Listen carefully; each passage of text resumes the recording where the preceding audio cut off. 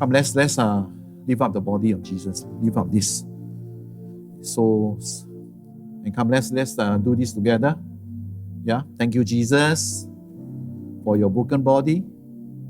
And thank you, Lord, for bearing my symptoms and sickness at the cross, so that I may have your health and wholeness.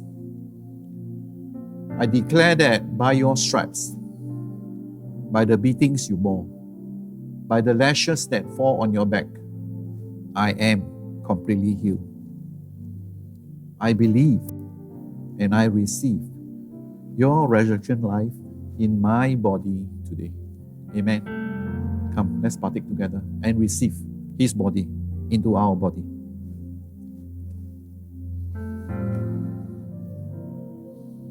Come now, let's lift up the cup. Yeah. Thank you, Jesus, for your blood that has washed me whiter than snow. Your blood has brought me forgiveness and made me righteous forever. And as I drink, I celebrate and partake of the inheritance of the righteous, which includes preservations, healing, wholeness, and all your blessings.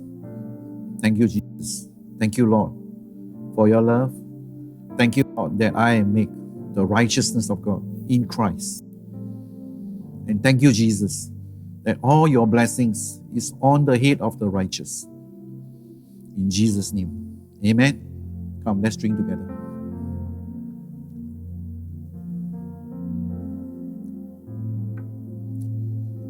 Amen. Praise the Lord.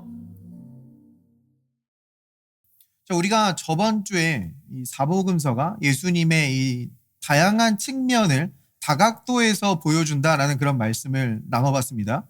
그래서 우리가 이 사복음서를 읽을 때 이렇게 한번 읽어보면 좋습니다.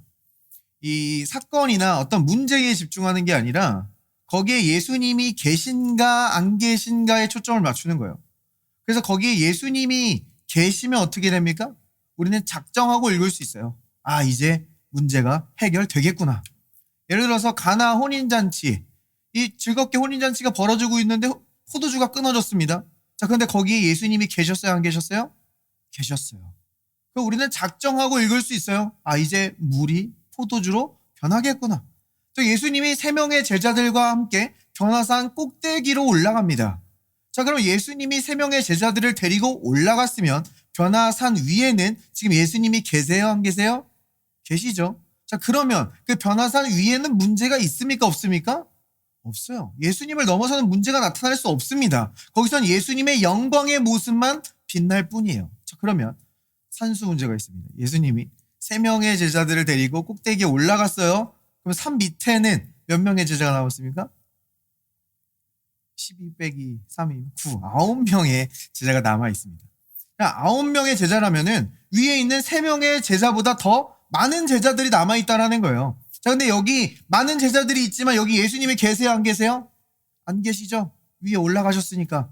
그러면 이 밑에 문제가 있어요, 없어요? 문제가 생깁니다.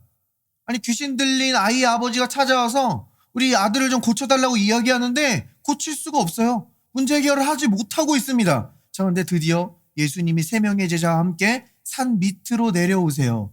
여기 예수님 계세요, 안 계세요? 예수님이 계세요. 그럼 우리는 작정하고 읽을 수 있다라는 거예요. 아, 이제 문제가 해결되겠구나.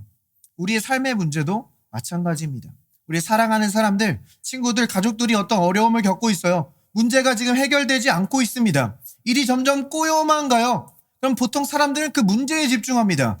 그 문제에 집중하면 어떻게 돼요? 그 문제가 우리에게 용기를 줍니까?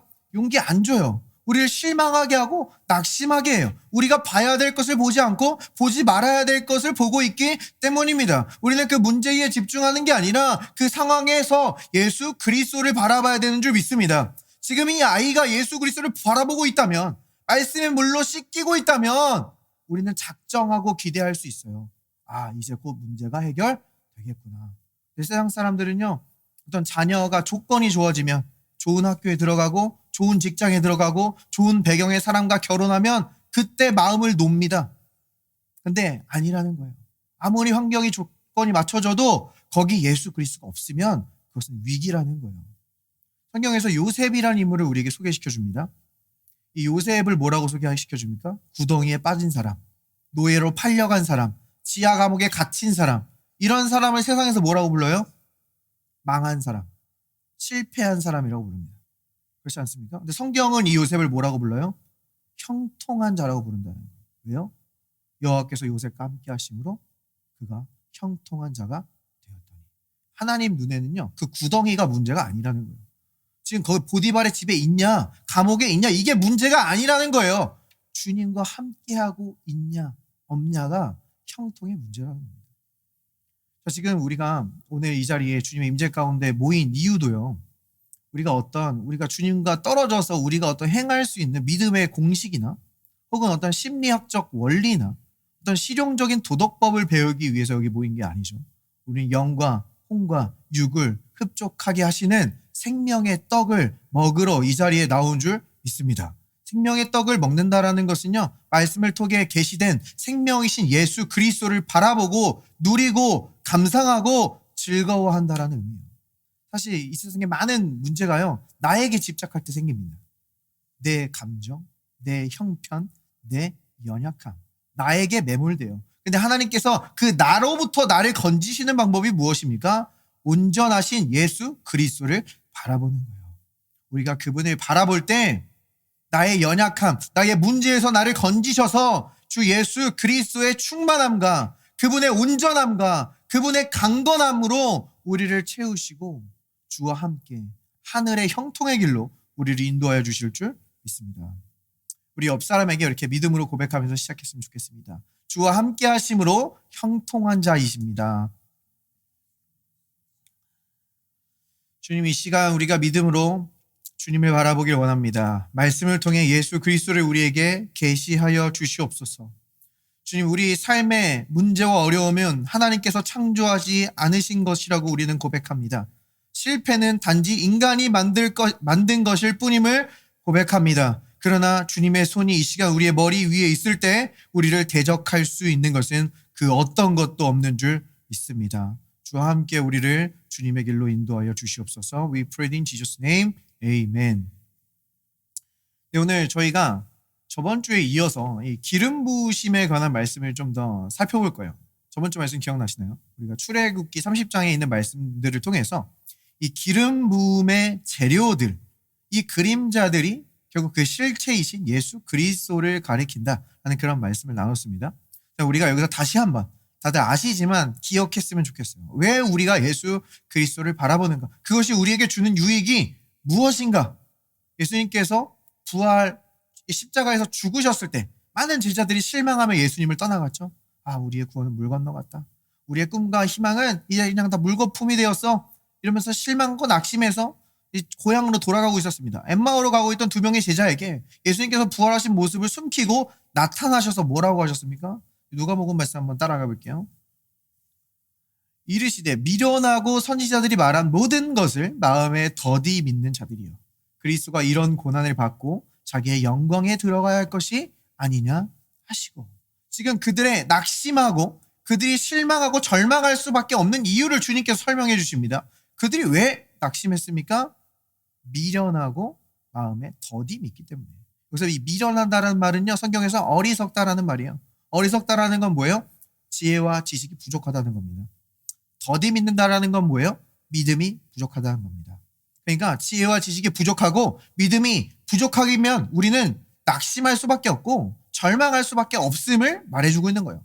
자, 그럼 예수님께서 이 지혜와 지식이 없고 믿음이 없는 이 결핍에 대한 해결책을 뭐라고 제시하십니까? 이어서 읽을게요. 이에 모세와 모든 선지자의 글로 시작하여 모든 성경에 쓴 바 자기에 관한 것을 자세히 설명하시니라. 모세 오경, 모든 선지서들, 이 구약의 말씀을 통해서 예수 그리스도를 가르치셨다라는 거예요. 그러니까 우리가 주님을 보면 볼수록 우리의 어리석음은 떠나가게 되고요. 우리가 주님을 보면 볼수록 우리의 믿음 없음은 떠나가게 됩니다. 우리가 주님을 보면 볼수록 그 예수 안에 그 신성의 충만함이 우리에게 임하게 되는 줄 믿습니다. 그래서 이 신약 성경도 동일해요. 히브리서 11장에 보면 많은 믿음의 영웅들을 우리에게 소개시켜 줍니다. 믿음으로 이것을 했고 믿음으로 이것을 했고 대단한 일을 해요. 근데 그것이 우리가 그 사람들을 보면서 그것을 흉내내고 따라하라고 거기 기록한 게 아니에요. 그들이 그렇게 믿음으로 살 수 있었던 비결을 12장에서 바로 뭐라고 이야기합니까? 믿음의 창시자시요 완성자이신 예수를 바라보라. 이것이 우리의 삶의 결핍의 온전한 해결책인 줄 믿습니다. 그래서 오늘도 저희는 이 출애굽기 30장의 말씀을 조금 더 살펴볼 건데요. 이 기름 부으심의 재료들을 소개시켜 줬어요. 근데 말씀이 기름 부으심을 말하기 전에 먼저 우리에게 소개시켜 주는 게 있다는 겁니다. 그러니까 이 시퀀스를 한번 따라가 볼 거예요. 우리가 기름 부으심을 따라가기 전에 우리에게 이것이 먼저 확실해야 된다라고 우리에게 분명히 말씀해 주고 있는 겁니다. 성경은 먼저 생명의 속전에 대해서 이야기하고 있어요. 자, 출애굽기 말씀 따라가 보겠습니다. 여호와께서 모세에게 말씀하여 이르시되 내가 이스라엘 자손의 수요를 조사할 때에 조사받은 각 사람은 그들을 계수할 때에 자기의 생명의 속전을 여호와께 드릴지니 이는 그들을 계수할 때에 그들 중에 질병이 없게 하려 합니다. 자, 계수할 때에 질병이 없게 하려고 속전을 드린대요. 요거 기억해 주시고요. 무릇 계수 중에 드는 자마다 성소의 세겔로 반 세겔을 낼지니 한 세겔은 20게라라. 그 반 세겔을 여호와께 드릴지며. 자, 지금 이 장면에서 이스라엘 백성들이 하나님께 돈을 드립니다. 자, 근데 이 장면은요, 어떤 헌금이나 11조와 관련된 그런 말을 하고 있는 게 아니에요. 자, 이들이 지금 뭘 드립니까? 은 반세겔을 드려요. 자, 이 본문 말씀에는 은, 실버라는 단어가 안 나와요. 그런데 우리가 뒤에 38장에서 확인해 보면 이들이 드린 게 은이라는 걸 알 수 있어요. 자, 근데 은은 성경에서 무엇을 상징합니까? 구속, 구원. 그러니까 우리를 구속하시고 구원한 값을 치르는 것을 상징하는 거예요. 근데 그 상징이 바로 오늘 말씀을 근거로 성경에서 사용되고 있다라는 겁니다. 그러니까 지금 이스라엘 백성들이 은을 지불함으로 하나님께서 그들을 죄의 값은 사망인데 그 사망으로부터 그들을 사고 구속하는 그 그림을 우리에게 보여주고 있는 거예요. 자, 자세히 조금 더 뒤에 읽어보도록 하겠습니다. 계수 중에 드는 모든 자, 곧 20살 이상 된 자가 여호와께 드리되 너희의 생명을 대속하기 위하여 여호와께 드릴 때에 부자라고 반세겔에서 더 내지 말고 가난한 자라고 덜 내지 말며 너는 이스라엘 자손에게서 속전을 취하여 회막 봉사했으라. 이것이 여호와 앞에서 이스라엘 자손의 기념이 되어서 너희의 생명을 대속하리라. 자, 보면요, 모든 속전의 값은 동일합니다. 우리가 구원받은 값은 동일해요. 부자라고 돈을 더 내야 되는 게 아니고 가난하다고 덜 내는 게 아닙니다. 자, 근데 여기서 은 반세겔이라고 그 수를 딱 정해주고 있어요. 반세겔, 온전한 한 세겔이 아닙니다. 이것은요, 실제로 우리의 구원의 값이 이 은이 아니라는 거예요. 이것은 지금 모형이고 그림자일 뿐임을 우리에게 보여주고 있는 겁니다. 우리는 우리의 생명값을 우리 잘 알고 있죠. 우리의 생명값이 무엇입니까? 예수 그리스도의 보혈. 예수의 생명값으로 하나님께서 우리를 죄에서 사망에서 구속하여 주신 줄 믿습니다. 자, 그런데 여기서 이 은을 언제 지불합니까? 계수할 때 지불한대요. 계수한다는 것은 지금 인구조사를 하고 있는 거예요. 이스라엘 백성의 수가 몇인지 세는 겁니다. 근데 여기서 수를 세다, 계수한다라는 의미는요, 성경에서 소유권을 주장하고 있는 거예요. 그러니까 목자들은요, 양을 셀 때 남의 양을 세지 않아요. 내 양을 셉니다. 소유권을 주장하고 있는 거예요. 그러니까 지금 여기서 말하고 있는 게 뭐예요? 하나님께서 너는 내 것이다라고 하는 거예요. 너희는 내가 값을 주고 산 내 소유요, 영원한 백성이다라는 것을 보여주고 있는 겁니다. 마치 이스라엘 백성들이 이 희생제물, 속죄 제물을 하나님께 드림으로 인해서 나의 죄를 이 희생제물이 지고 죽었다, 대가가 치러졌다라는 것을 기념하듯이 지금 이 이스라엘 백성들이 은 반세겔을 지불함으로써 하나님께서 나를 사셨다, 나를 구속하셨다, 우리는 영원히 하나님의 백성이다라는 것을 기념하게 하셨다라는 거예요. 그럼 여기서 우리는 유명한 인구조사 한 가지가 떠오릅니다. 어떤 인구조사가 있었죠? 모세도 물론 광야에서 인구조사를 했지만 어떤 유명한 왕이 한 번 또 인구조사를 했죠? 누구죠? 다윗 왕이 인구조사를 하는 것을 성경은 우리에게 보여줍니다. 다윗 왕이 물론 밧세바를 간음하는 그런 범죄도 저질렀지만 거의 그것과 거의 쌍벽을 이룰 정도로 거의 크게 다뤄요. 이 다윗 왕이 사탄이 충동하여서 인구조사를 했다. 그들의 백성의 수를 셌다라고 성경이 이야기하고 있어요. 근데 저는 예전에 이것을 읽었을 때 의아했습니다. 아니, 왕이 백성의 수, 군사의 수 셀 수도 있는 거 아닌가? 아니, 자기 좀 시스템, 조직을 잘 갖추기 위해서 군사가 몇 명인지, 군사력이 얼마나 되는지, 백성이 얼마나 되는지. 사실 그들의 수를 셀 때 20살 이상 남자의 수를 세거든요. 그러니까 싸울 수 있는 사람의 수를 세는 겁니다. 충분히 할 수 있지 않나? 근데 괜히 이거 조사했다가 아주 큰 벌을 받네? 라고 조금 의문점이 들었습니다. 자, 그런데 오늘 이 출애굽기의 말씀에 비춰서 이 사건을 바라보면 지금 다윗의 문제는 뭐예요?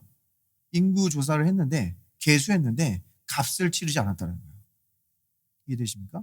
지금 백성을 세어, 군사를 세어. 지금 뭐 하고 있는 거예요? 소유권 주장하고 있는 거예요. 지금 이 군사, 이 힘, 이 군사력이 내 소유다. 나의 것이다. 나로부터 나왔다. 라고 주장하고 있다는 겁니다. 자, 그리고 또 이 계수하다라는 이 히브리어 단어 파카드의 의미는요. 하나님께서 방문하시다. 혹은 어떤 책임을 지우시다라는 의미를 또한 가지고 있어요. 그래서 이것의 그 뉘앙스가 하나님 앞에 세우는 거예요. 백성들을 하나님 앞에 세우는 겁니다. 자, 근데 우리가 하나님 앞에 서게 될 때에 우리는 나의 힘으로, 나의 의로 설 수가 없어요. 성경은 분명히 얘기합니다. 우리의 의는 어떤 누더기 옷과 같다라고 이야기해요. 더럽습니다. 우리의 의로는 하나님 앞에 설 수 없어요. 우리는 반드시 예수의 생명값으로 지불된 예수 그리스도의 의를 선물로 받아야만 하는 줄 믿습니다. 그런데 지금 다윗 왕은요, 백성들이 그 값을 지불하게 하지 않으므로 하나님 앞에 자신의 힘과 자신의 의로 이 백성들을 세우는 꼴이 되었다라는 거예요. 그래서 아까 그 속전을 낼 때 뭐라고 했어요? 계수할 때 질병에 걸리지 않게 하기 위해서 값을 치르라라고 말했잖아요. 그래서 값을 치르지 않으므로 알면 어떻게 됩니까? 생명과 반대되는 결과인 끔찍한 전염병으로 말미암아 7만 명이나 이스라엘 백성들이 죽는 안타까운 결과를 우리에게 성경이 보여줍니다. 자, 이것이요. 우리가 어떤 율법을 어기고 하나님께 불순종하면 하나님께서 진노하셔서 전염병을 내리신다. 이런 얘기를 하는 게 아닙니다. 이것은요, 값을 지불하지 않았습니다. 즉 예수 그리스도께서 십자가에서 다 이루신 그 값을 치르신 일을 믿고 받아들이지 않았을 때 우리는 생명과 반대되는 결과를 마주할 수밖에 없다는 것을 우리에게 분명하게 보여주고 있는 것입니다. 자, 그런데 하나님께서는요, 긍휼이 너무나 풍성하셨어요.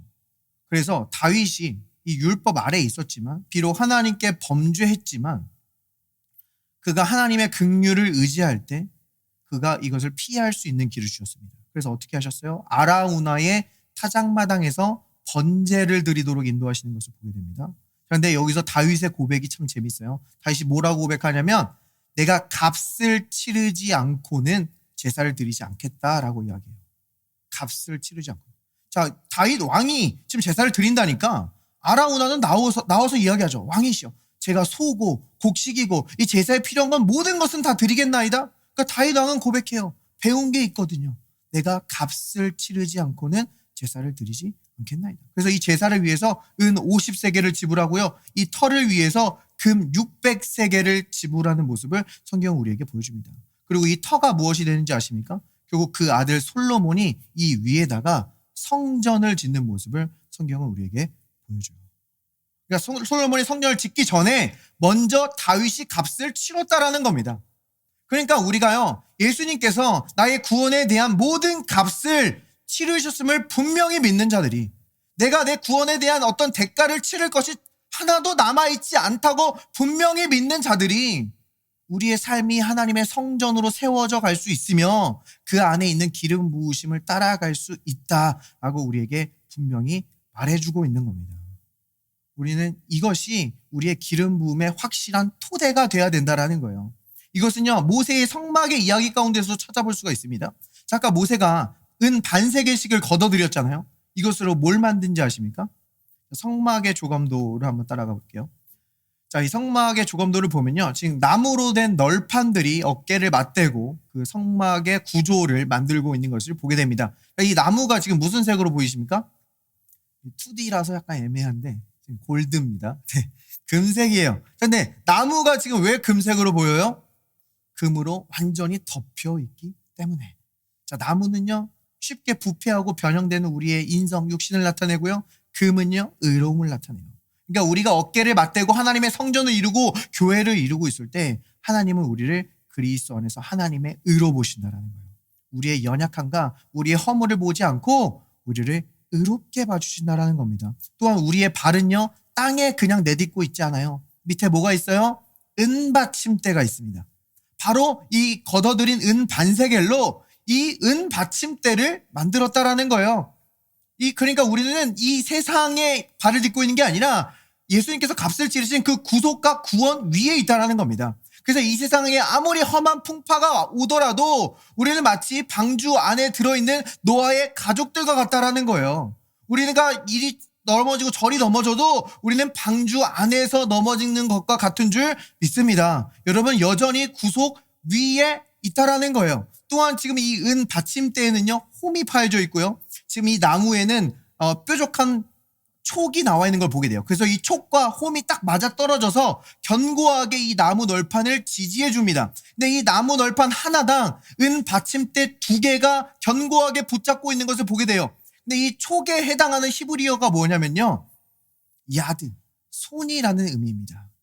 두 손이 나무 널판을 아주 견고하게 붙잡고 있는 그림을 우리에게 보여준다라는 거예요. 예수님께서 요한복음에서 말씀하셨어요. 내가 너희에게 영생을 주노니 너희는 영원히 멸망하지 않을 것이요 너희를 내 손에서 빼앗을 자가 없으리라. 바로 다음 절에 말씀하십니다. 내 아버지는 만유보다 크시니 아무도 아버지의 손에서 빼앗을 자가 없으리라. 예수님의 손과 아버지의 손, 이 두 손이 우리를 견고하게 붙잡고 계시는 그림을 우리에게 보여주고 있는 겁니다. 그러므로 여러분의 구원은 절대로 취소될 수가 없어요. 이 두 손이 붙들고 계시기 때문이에요. 우리의 삶의 구원도 마찬가지입니다. 여러분은 삶을 포기할 수가 없어요. 때로는 일이 길어지고 때로는 절이 기울어진다 하더라도 이 두 손이 여러분을 반드시 일으킬 것이기 때문입니다. 잠언은 말해요. 의인은 7번 넘어지나 반드시 다시 일어나리라.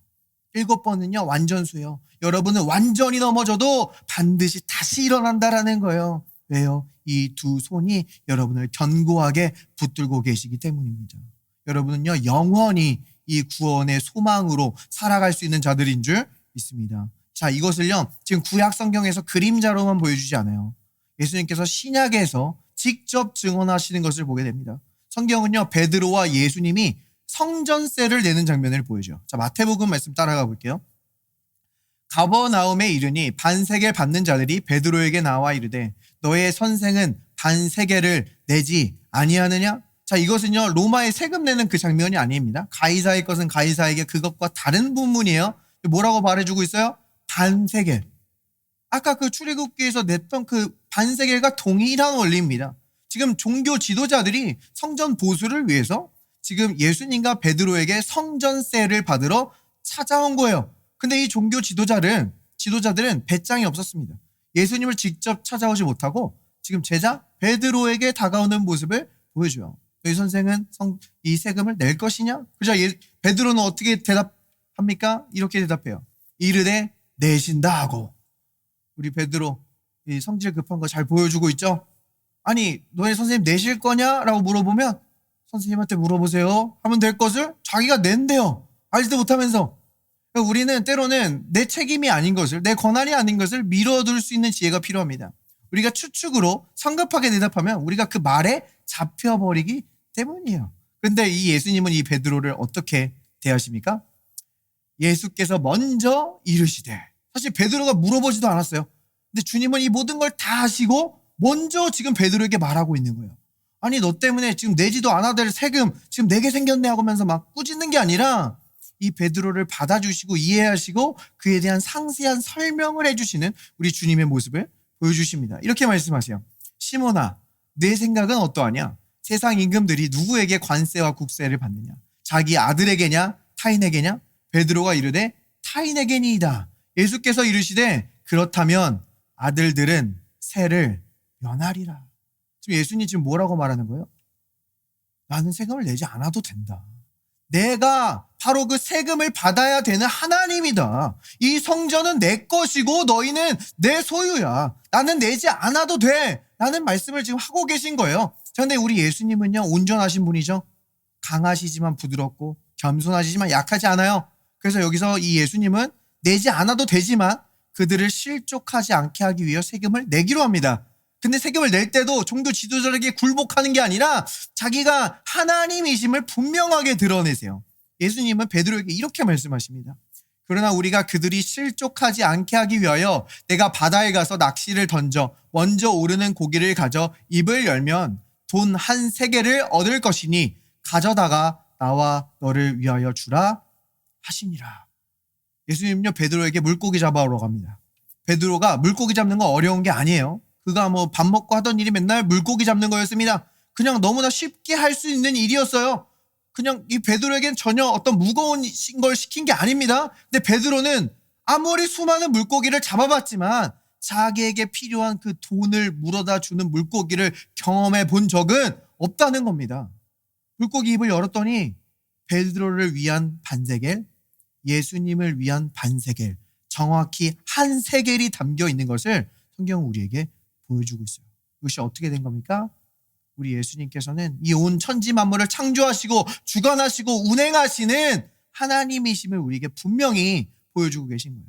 마찬가지예요. 우리 주님은요, 우리의 필요가 있기도 전부터 그 필요에 대한 공급을 예비하시고 준비하시는 우리의 주권자시요, 우리의 소유자시요, 만유의 창조자이심을 우리에게 보여주시는 줄 믿습니다. 베드로가 이 필요가 있기 전부터 물고기가 그 동전을 물게 하셨고, 베드로에게 필요할 때 적절한 때에 적절한 장소에 그 물고기를 발견하게 하셨던 것처럼 하나님께서는요, 여러분이 대단한 것 하고 있지 않아도, 여러분이 그저 일상을 보내고 여러분이 부르신 장소에서 그저 성실하게 일하고 성실하게 공부하고 있을 때 하나님은 그 평범한 것을 들어서 하나님의 초자연적인 구원의 역사를 보여주실 수 있는 우리의 주권자시오, 우리의 소유자시오, 만유의 주이심을 우리에게 보여준다는 거예요. 때로는요, 우리가 지불해야 될 그 대가가요, 우리가 지불하지 않아도 될 거였을 수 있어요. 우리가 성급하게 선택해서, 우리가 실수함으로, 우리가 어떤 미련한 결정을 함으로 말미암아 어떤 대가를 치러야 되는 결과를 만나야 했을 수 있어요. 근데 우리 주님은요, 물론 그것을 통해 우리를 가르치시지만 우리를 안아주십니다. 부드러우시지만 강하신 온전한 주님이시기 때문이에요. 그래서 우리를 그것을 통해서 가르칠 수 있지만 그 불필요하게 지불해야 될 것도 주님은 공급해 주시는 우리의 만유의 주시라는 겁니다. 우리는 이 주님을 신뢰해야 돼요. 이 주님이 사실 이해가 되지 않을 때가 많아요. 이 지금 내 상황들이 이해가 되지 않고 하나님의 말씀이 전혀 이해가 되지 않습니다. 그런데 이해 다음에 믿음이 오는 게 아니라 믿음 다음에 이해가 따라온다라는 겁니다. 이 베드로도요, 예수님이 물고기 한 마리 잡아와라, 이해가 안 돼요. 지금 세금 내야 되는데 물고기를 왜 잡지? 나는 성전세를 안 내도 된다. 아니, 예수님은 왜 성전세를 안 내도 되지? 그 당시에는 다 이해가 안 됐을 수 있어요. 그런데 예수님의 말씀대로 그 베드로가 필요한 장소와 때에 물고기 입속에서 그 모든 공급이 있었고, 베드로는 결국 이 모든 예수님의 의미를 깨닫고 베드로 전서에서 고백하기를, 너희를 대속한 것은 은이나 금같이 없어질 것으로 된 것이 아니요 오직 흠없고 점없는 보배로우신 그리스도의 피로 된 것이니라 믿음으로 고백할 수 있게 된 줄 믿습니다. 우리는 이것을 먼저 분명하게 해야 돼요. 여러분은요, 예수님의 생명값으로 사신 존귀한 존재인 줄 믿습니다. 이것이 그냥 어떤 말뿐인 것처럼 느껴질 수 있어요.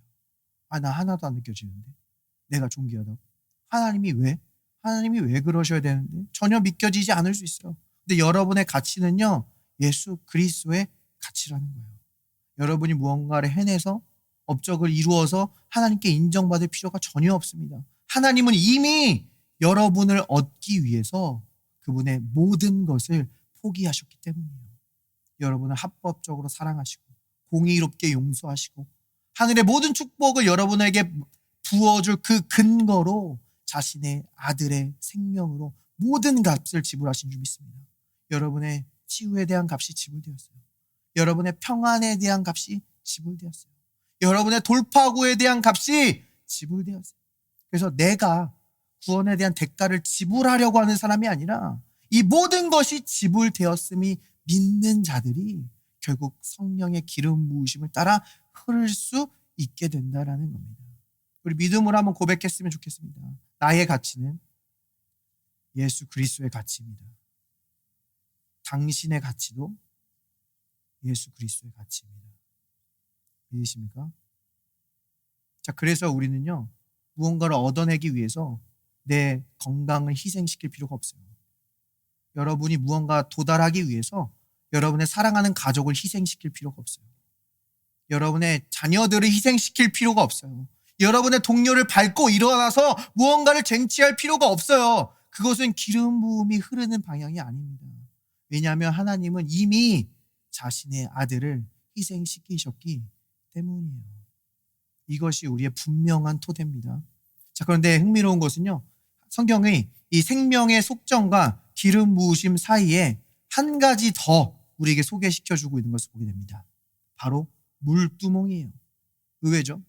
생명의 속전, 물두멍, 그 다음에 기름 부으심이라는 겁니다. 자, 이 물두멍 우리 간략하게 사진으로 한번 보겠습니다. 이 노수로 만든 거거든요. 반짝반짝 빛나죠? 그것은 뭐라는 겁니까? 제사장의 손과 발을 닦는 도구예요. 근데 이 물두멍이 어디에 놓여져 있냐면요, 희생 제물을 태우고 예수 그리스도의 십자가를 상징하는 제단과 하나님의 임재가 임하는 성막 가운데 바로 이 물두멍이 놓여지게 됩니다. 그래서 제사장들은, 기름 부음 받은 제사장들이 그의 임무를 수행하기 위해서 성막에 가까이 가거나 제단에 가까이 가기 위해서 반드시 이 물두멍의 물로 씻어야 했어요. 근데 이 물두멍의 물은 신약에서 우리에게 무엇을 상징합니까? 에베소서에서 분명히 말하죠. 물로 씻는 것과 말씀으로 깨끗해지는 것을 동일하게 말해주고 있어요. 예수님께서는 바로 이것을 위해서 자신을 교회에게 주셨다라고 이야기합니다. 그러니까 우리가 기름 부음 받은 자로 행하기 위해서는 반드시 말씀의 물로 씻겨야 된다라는 거예요. 자, 그런데 신약에서는 예수님이 어느 부위만 씻어주십니까? 제자들의 발만 씻어줘요. 더 이상 손은 씻지 않습니다. 예수님께서 말씀하셨어요. 목욕한 자들은 발만 씻으면 되느니라. 목욕했다는 건 뭐예요? 예수 그리스도의 피로 씻었다라는 거죠. 예수 그리스도의 십자가는 반복될 필요가 없습니다. 단번에 영원히 완전히 우리의 죄를 씻어주신 줄 믿습니다. 그런데 우리가 이 세상을 살아가면서 발에 먼지가 묻는 그 발만 씻으면 돼요. 손은 왜 안 나옵니까? 손은 우리의 행위와 노력을 상징해요. 더 이상 우리의 행위는 낄 자리가 없다라는 거예요. 발은 동행을 상징합니다. 그래서 이 발만 씻으면 되는 거예요. 예수님께서 제자들에게 말씀하실 때, 제자들이 발을 씻겨주려고 했을 때 제자 베드로가 거절하죠. 그래서 예수님께서 뭐라고 말씀하십니까? 너 이것을 씻지 아니하면 너와 내가 상관이 없느니라. 구원이 취소된다는 말이 아닙니다. 예수님과 친밀함 속에서 걷지 못한다라는 거예요. 동행하지 못한다라는 거예요. 기름 부으심을 따라 거둘 수가 없다라는 이야기입니다. 자, 그러니까요, 이 말씀의 물로 씻는 것은요, 구원의 관계에 된 게 아니에요. 능력에 관계된 것입니다. 자, 우리가 때로는 의롭게 된 사람들이지만 더럽혀졌다고 느껴질 때가 있어요. 주님의 임재가 잘 느껴지지 않고 내 안에 기름 부으심이 완전히 메마른 것처럼 느껴질 때가 있습니다. 그때가 바로 예수 그리스도의 말씀의 물로 씻겨져야 할 때인 줄 믿습니다. 예수님께서 말씀으로 한 번만 개입하셔도요, 우리의 인생이 완전히 180도 달라질 수 있음을 성경은 분명히 이야기해요. 동행이라는 것은요, 방향을 의미합니다. 사실 우리가 방향이 각도가 조금만 틀어져도 어떻게 돼요? 걷다 보면 우리는 어느덧 완전히 다른 장소에 있는 우리 자신을 발견하게 됩니다. 근데 주님의 말씀이 개입하잖아요? 그럼 우리를 180도 꺾어서 완전히 다른 방향으로 인도하실 수 있다라는 거예요. 사도 바울이 사울이었을 때 어땠습니까? 그는 그리스도인들을 박해하는 발걸음을 걷고 있었어요. 예수님이 개입하니까 어떻게 돼요? 그리스도를 위해 담대하게 박해받는 발걸음이 되었다는 거예요. 여러분이 지금 어떤 막다른 길로 걷는 발걸음일 수 있어요. 앞이 보이지 않아요. 막막해요. 근데 말씀의 물로 예수께서 개입하실 때 여러분들은 기름 부으심을 따라 돌파구로 걷는 발걸음이 되게 하실 수 있다라는 겁니다. 성경은요 우리에게 완전히 막막한 여인을 한 명 소개시켜 줍니다. 그러나 그녀의 결말은 넘치는 기름 부으심으로 끝나는 걸 우리에게 보여주고 있어요. 우리 마지막으로 이 여인의 이야기를 한번 따라가 보겠습니다. 열왕기하 4장의 말씀입니다. 선지자의 제자들의 아내 중 한 여인이 엘리사에게 부르짖어 이르되 당신의 종 나의 남편이 이미 죽었는데 당신의 종이 여호와를 경외한 줄을 당신이 아시는 바니이다. 이제 빚준 사람이 와서 나의 두 아이를 데려가 그의 종을 삼고자 하나이다 하니. 이 여인의 남편은 하나님의 사람이었습니다. 사역자였어요. 근데 먼저 하나님의 품으로 가버렸어요. 이제 이 여인이 두 아들을 키워야 됩니다. 지금도 힘들지만 그때는 더 막막했을 거예요. 자, 근데 이 남편이 그냥 간 게 아니에요. 빚을 주고 갔습니다. 그래서 이 두 아들이 지금 종으로 팔려갈 위기에 처해 있어요. 이 여인의 입장에서 어때요? 지금 완전히 애굽의 노예 생활보다 더한 그런 상황이 그 자신에게 펼쳐진 겁니다. 완전히 막막해요. 근데 하나님께서 이렇게 막막한 상황을 우리에게 보여주신 이유는요. 우리의 상황이 얼마나 막막할지라도 하나님께는 길이 있다라는 것을 우리에게 말씀하고 계시는 줄 믿습니다. 그럼 여기서 이 여인은 어떻게 합니까? 엘리사에게 부르짖었대요. 여기서 엘리사 선지자입니다. 구약에서 선지자는요 하나님을 대표하는 인물이에요. 그 당시에는 아무나 하나님의 말씀을 못 들었어요. 기름 부음이 있는 왕이나 제사장이나 선지자를 찾아가야 하나님의 말씀을 들을 수가 있는 겁니다. 그리고 엘리사 선지자의 이름이 뭐예요? 엘리, 나의 하나님, 샤, 예슈아, 구원. 나의 하나님은 구원이시다. 예수님의 이름이 여기도 포함되어 있죠. 그래서 엘리사는 구약에서 종종 예수님에 대한 모형론으로 사용됩니다. 그러니까 지금 여기서 여인은 뭐 한 거예요? 엘리사 선지자가 말하게 했다라는 거예요. 그리스도의 말씀이 그의 인생에 개입하게 했다라는 거예요. 그럼 우리는 이제 이거 어떻게 읽으면 됩니까? 작정하고 읽으면 돼요. 이제 문제가 해결되겠구나. 이어서 읽겠습니다. 엘리사 선지자는 이렇게 이야기해요. 엘리사가 그에게 이르되 내가 너를 위하여 어떻게 하랴? 내 집이 무엇이 있는지 내게 말하라. 그가 이르되 계집종의 집에 기름 한 그릇 외에는 아무것도 없나이다 하니 이르되 너는 밖에 나가서 모든 이웃에게 그릇을 빌리라. 빈 그릇을 빌릴 때 조금 빌리지 말고 너는 내 두 아들과 함께 들어가서 문을 닫고 그 모든 그릇에 기름을 부어서 차는 대로 옮겨 놓으라 하니라. 자, 여기서 이 여인에게 그릇 한 그릇이 있음을 보여줍니다. 이 그릇 한 그릇이 얼마나 되는 거예요? 양이? 몰라도 됩니다. 의미가 없다는 거예요. 한 그릇 있으나 두 그릇 있으나 이 여인은 더 이상 살아갈 수가 없다라는 겁니다. 근데 하나님께서는 그 의미 없는 것으로 하나님의 놀라운 기적을 시작하고 계시다라는 거예요. 말씀이 임했기 때문이에요. 근데 지금 여인에게 어떤 말씀이 임했어요? 그릇을 빌리라. 빈 그릇을 빌리라. 자, 근데 여기서 우리에게 질문이 있습니다. 하나님의 말씀이 우리에게 임할 때 그 말씀에 순종하는 게 쉽습니까? 어렵습니까? 애매하시죠? 예, 애매할 수 있습니다. 자, 보세요. 이 하나님의 말씀이 우리에게 임했을 때 제3자의 입장에서는, 구경꾼의 입장에서는 굉장히 어려울 수 있어요. 근데 하나님이 우리에게 직접 말씀하실 때는요, 순종은 쉽다는 겁니다. 하나님은요, 우리에게 어려운 거 시키지 않으세요. 하나님이 만약에 지금 너의 모든 것을 팔고 가정을 다 포기하고 너의 모든 것을 포기하고 지금 어떤 말도 안 되는 나라에 가서 너의 어떤 어려운 일을 하라, 이런 음성이 들려온다면 그것은 하나님의 음성이 아닐 겁니다. 그것은요, 어떤 종교적인 무게감이나 죄책감에서 오는 음성일 거예요. 하나님은 우리에게 어려운 거 시키지 않는다라는 거예요. 모세의 이야기 보세요. 모세가 뒤에 막 바로의 군대가 쫓아가고 앞에 홍해의 바다가 있을 때 하나님은 홍해 바다 어떻게 가르게 했어요? 지팡이를 짚고 바다 위로 손을 내밀어 홍해를 갈라지게 하라. 제가 최대한 어렵게 모세가 한 것을 따라해 보겠습니다. 모세가 지팡이를 짚고 홍해 갈라져야 되니까 최대한 근엄하게 딱 자세를 취하고 야! 이거 한 거예요. 여러분 하실 수 있어요, 없어요? 최대한 근엄하게 야! 하나님은 모세에게 어려운 거 시킨 게 아니라는 거예요.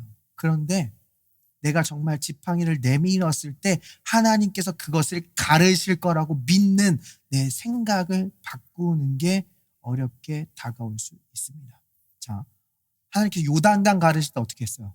요단강 가르실 때 이 언약궤를 맨 제사장들이 먼저 요단강 들어가라고 했어요. 제사장들은 늘 이 언약궤 메고 다니던 겁니다. 늘 하던 거예요. 그냥 앞으로 먼저 들어가라고 말씀한 겁니다. 이건 어려운 게 아니에요. 근데 그 요단강에 들어갈 때 정말로 이걸 한다고 요단강을 갈라지게 하실까라고 믿는 그 생각을 바꾸는 게 어려울 수 있다는 거예요. 하나님께서 여리고성 어떻게 무너뜨렸습니까? 하나님께서 막 이스라엘 백성들에게 저 성벽 두꺼우니까 너 최신식 무기 개발해서 어떤 습격 작전을 짜서 그들을 정복하라 했으면 굉장히 어려웠을 거예요. 아니 아까 막 홍해도 바가지 가져다가 다 같이 열심히 퍼내라 했으면 엄청나게 어려웠을 겁니다. 하나님은 그렇지 않다라는 거예요. 어떻게 하라고 했어요? 언약궤 들고 한 바퀴 돌아라. 마지막 날 7바퀴 돌고 함성을 질러라. 그 한 번의 함성에 여리고성이 무너지게 하셨다라는 겁니다. 그런데 그 여리고성을 돌 때에 우리가 정말 하나님의 말씀대로 이걸 돌았다고 하나님이 정말 이 성을 무너뜨리실까? 생각을 바꾸는 게 어렵게 느껴질 수 있어요. 관찰자에게는요. 구경꾼에게는요. 제3자에게는요. 그런데 뭐예요? 믿음은 뭐예요? 들음에서 납니다. 하나님께서 우리에게 직접 말씀하실 때는요. 믿음이 같이 온다라는 거예요. 이해되십니까?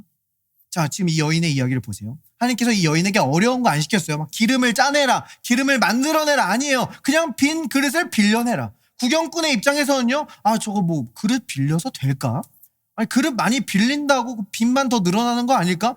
저 여인의 형편이 나아질까? 여러 가지 의문이 들 수 있어요. 세상에서 이 논리적으로, 합리적으로 훈련받은 사람일수록 이 하나님의 말씀이 전혀 뭐 비이성적으로 들릴 수가 있습니다. 그런데 이 여인의 하나님께서 직접 말씀하실 때 이 여인에게는 믿음이 흐르고 믿음에 순종하게 되고 기름 부으심을 따라가게 되고 하나님의 경이로움을 경험할 수밖에 없게 됐다라는 거예요. 이 모세 보세요. 뒤에는 바로의 군대가 있고 앞에는 홍해가 있을 때 손을 내밀었는데 홍해가 갈라집니다. 이때 모세는 뭘 느꼈을까요? 와, 내 손이 강하다. 내 지팡이가 강하다. 아니요. 와, 이거는 내 힘이 아니다. 이것은 내가 한 게 아니다. 놀랍다. 경이롭다. 하나님이 하셨다. 이것을 경험할 수밖에 없었다는 거예요. 성경은요, 이 모세를 모든 지면의 사람보다 온유한 사람이라고 말하거든요. 이 온유하다가 겸손하다, 고기를 숙이다 이런 의미예요. 근데 모세가 정말 그런 사람이었습니까? 모세가 80세 때 하나님께서 그를 방문하시죠. 너는 이제 내 백성을 구하라. 모세 뭐라고 했어요? 안 갑니다. 못 갑니다. 대단한 사람이에요. 사실 지금 하나님께서 여러분에게 나타나셔서 너 내 백성을 구하라. 여기 거절할 사람 있습니까? 없을 겁니다. 갈 거예요. 근데 모세는 그걸 거절했다라는 거예요. 사실 모세에게 사연이 있었죠.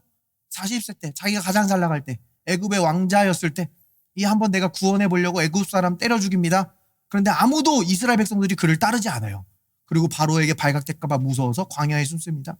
하나님을 원망하면서 살았을 거예요. 하나님이 이거 안 도와줘서 그렇다. 내가 비전을 따라가는데 하나님이 안 도와주네. 아, 이거 하나님 이거 제대로 된 하나님이 아니야. 원망하고 막 불평하고 있었을 거예요. 1년, 2년, 10년, 40년이 지나가 버립니다. 이제 모든 꿈과 비전은 다 물거품이 됐다고 생각했어요. 그때 하나님이 나타나서 말하는 거예요. 너는 내 백성을 구하라. 근데요, 모세가요, 이 하나님의 말씀대로 손을 한번 내밀어 보니까 홍해가 갈라지는 거예요. 모세는요, 고개를 숙일 수밖에 없었습니다. 겸손해질 수밖에 없었어요. 하나님이 하셨다. 그 모세는 온유해질 수밖에 없었고 하나님의 경이로움을 경험하면서 하나님 없이는 살 수 없는 사람이 됐습니다. 근데 이스라엘 백성들은요, 이 모세 없이는 살 수 없는 사람이 된 거예요. 이것이 순종을 경험한 사람과 순종을 구경한 사람의 차이예요. 이해되십니까? 기름 부으심을 따라가 본 사람은, 순종해 본 사람은 이것이 내 능력이 아님을 알아요. 이것은 하나님의 능력이다. 하나님의 힘이다. 그런데 순종을 구경한 사람은요, 그 사람과 그 어떤 방법을 흉내내고 따라하려고 합니다. 예를 들어서 어떤 사람이 하나님께서 인도하실 때, 무언가를 준비시키실 때 한 3일 정도 기도로 준비시켰을 수도 있어요. 그리고 어떤 형통한 결과를 줍니다.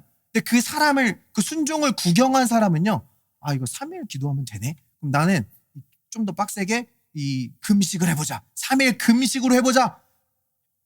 근데 결과가 안 좋아요. 왜 그런 겁니까? 앞에 있는 사람은요, 믿음으로 하나님을 붙잡은 거고요. 뒤에 있는 사람은 방법을 붙잡은 거예요. 말씀의 물로 씻기게 하세요. 하나님이 직접 여러분에게 말씀하실 때는요, 믿음이 함께 옵니다. 여러분은 기름 부으심을 따라 흐르게 되고 하나님의 경이로움을 경험할 수밖에 없게 된다는 거예요. 자, 그래서 이 여인의 결과 어떻게 됩니까? 마지막으로 성경 따라가 볼게요. 여인이 물러가서 그의 두 아들과 함께 문을 닫은 후에 그들은 그릇을 그들에게로 가져오고 그는 부었더니, 자, 여인이 문을 닫습니다. 아까 선지자도 문을 닫고 하라고 해요. 문을 닫는다라는 의미는요, 그에게 하나님의 말씀이 임한 순간 어떤 세상의 조롱이나 세상의 평가나 세상의 목소리는 문을 닫아버리고 하나님의 말씀에 집중하라는 겁니다. 그리고 여기서 지금 여인은 혼자 하지 않아요. 세 명이서 함께 합니다. 기름 부으심은요, 우리가 혼자 있을 때 따라가기가 너무나 힘들어요. 근데 우리가 공동체 안에서 서로가 서로에게 말씀의 증인이 되고 함께 믿고 함께 기도할 때 우리는 기름 부으심을 따라가게 된다라는 거예요. 이어서 성경은 말합니다. 그릇에 다 찬지라 여인이 아들에게 이르되 또 그릇을 내게로 가져오라 하니 아들이 이르되 다른 그릇이 없나이다 하니 기름이 곧 그쳤더라. 그 여인이 하나님의 사람에게 나아가서 말하니 그가 이르되 너는 가서 기름을 팔아 빚을 갚고 남은 것으로 너와 내 두 아들이 생활하라 하였더라. 여기 기름이 먼저 멈춥니까? 그릇이 먼저 멈춥니까? 그릇이 먼저 멈춰요. 그러니까 그릇이 멈추지 않았더라면 기름은 계속됐을 거라는 거예요. 여인이 더 많이 빌리면 빌릴수록 기름은 계속됐을 거라는 거예요. 왜냐하면 하나님께서는 우리에게 흡족하게 주시고 넘치도록 주시길 원하시기 때문입니다. 그분은 이미 모든 것의 대가를 지불하셨어요. 만약 우리 삶 속에 어떤 제한된 것이 있다면 그것은 하나님의 능력의 크기가 아니라 하나님의 마음의 크기가 아니라 우리의 믿음의 크기가 그것을 제한했다라는 겁니다. 그러나 하나님은요, 올 한 해 우리가 much more 하나님께 더 많이 받기를 원하시는 줄 믿습니다. 그리고 또 이 기름의 종류를 지금 여기서 어떻게 설명해요? 이 기름이 이 여인에게 무엇이 됩니까? 이 기름은요, 결국 이 여인을 모든 빚에서 청산시키고 풍성하게 했어요. 이 기름은요, 두 아들이 종으로 팔리지 않고 자유하게 했어요. 이 기름은요, 일회적인 게 아니라 지속적으로 그녀가 살아갈 수 있도록 했다라는 겁니다. 이해되십니까? 이것이 우리 안에 흐르는 기름 부으심의 성격이에요. 자, 예수님께서 말씀하셨죠. 너는 내 멍에를 메고 내게 배우라. 내 멍에는 쉽고 가볍다. 이거를 메시지 성경은 어떻게 번역하냐면요, 강압적이지 않은 의대의 리듬을 배우라. 이 기름 부으심은요, 은혜의 리듬을 따라 흐른다는 겁니다. 우리를 막 보채지 않고 다급하게 하지 않고 우리를 막 극적으로 몰아서 한 번 쓰임받고 완전히 타버리도록 그렇게 인도하시지 않는다라는 거예요.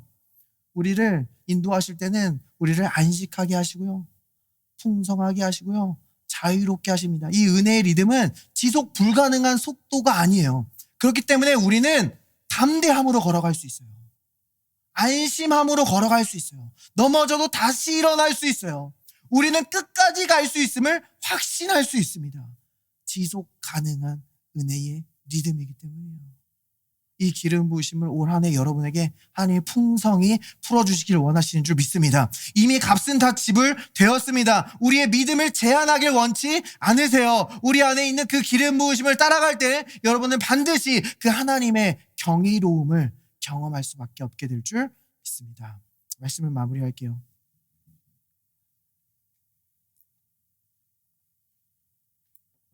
때로는요, 우리가 말씀을 듣기조차도 힘들 때가 있습니다. 때로는 기도 소리조차 안 나올 때가 있어요. 완전히 기름 부으심이 메마른 것 같고 도대체 어떻게 해야 될지 모를 때가 있습니다. 근데 하나님은요, 그 신부 되신 교회를 너무나 사랑하셔서 우리에게 이렇게 아름다운 진리를 남겨주셨습니다. 아가서 말씀입니다. 당신의 기름은 향기롭고 좋으며 당신의 이름은 쏟아놓은 향기름 같으므로 처녀들이 당신을 사랑합니다. 이것은요, 지금 여인이 그 신랑을 찬양하고 있는 내용이에요. 여기서 이 신랑은 우리 주 예수 그리스도를 나타내는 겁니다. 이 여인이 이 신랑의 어떠한 점을 지금 찬양하고 있어요? 이 신랑의 이름을 찬양합니다. 그 이름이 쏟아부은 향기름 같아요. 여기서 이 향기름은 우리가 여태까지 공부한 그 기름 부음, 쉐멘, 동일한 단어가 사용되고 있습니다. 그러니까 예수의 이름이 기름 부음이라는 거예요. 그래서 무엇을 의미합니까? 우리가 단지 예수의 이름을 부르기만 해도 거기에 기름 부으심이 있다는 거예요. 자, 우리가 구원받았을 때 생각해 보세요. 어떻게 구원받았습니까? 입으로 씹고 마음으로 믿어 구원을 얻으리라. 로마서 말씀이에요. 어떤 사람들은 이 구원을 굉장히 어려운 것을 만들어버려요. 복음을 어떤 특정한 사람들만 깨달을 수 있는 어떤 특별한 비밀, 지식처럼 만들어버립니다. 그렇지 않아요.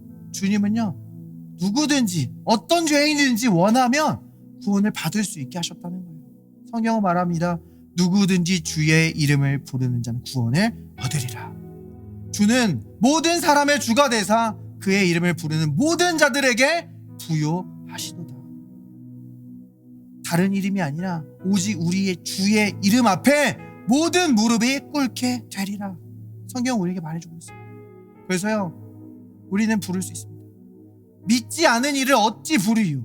듣지도 않은 이를 어찌 믿으리요? 그러나 여러분은 복음을 들었습니다. 예수 그리스도를 믿고 있어요. 그래서 여러분은 예수 그리스도의 이름을 사용할 수 있다라는 거예요. 여러분은 막막하지만 아무것도 할 수 없었지만 우리는 그 이름을 부를 수 있습니다. 예수, 그 이름에 권세가 있어요.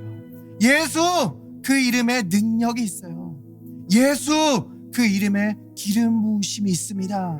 예수, 그 이름을 부를 때 악한 영은 떠나가고, 예수, 그 이름을 부를 때 모든 세상 권세는 무너지고, 예수, 그 이름을 부를 때 우리에게 돌파구가 열리고, 예수, 그 이름을 부를 때 우리의 마음에 하늘의 치유가 임하는 줄 믿습니다. 예수, 그 이름을 부를 때 여러분은 예수 그리스도의 아름다움을 경험하게 되며 하나님의 경이로움을 경험하도록 주님께서 여러분을 반드시 인도하여 주실 줄 믿습니다.